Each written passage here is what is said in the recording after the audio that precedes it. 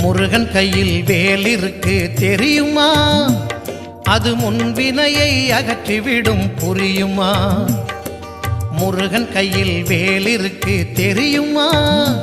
அது முன்வினையை அகற்றிவிடும் புரியுமா? வேலை வணங்கி வந்தால் கிடைக்கும் பலன் கொஞ்சமா? தாளை பணிந்து விட்டால் விதியும் நம்மை மிஞ்சுமா? வேலை வணங்கி வந்தால் கிடைக்கும் பலன் கொஞ்சமா? தாளை பணிந்து விட்டால் விதியும் நம்மை மிஞ்சுமா? அந்த முருகன் கையில் வேல் இருக்கு தெரியுமா?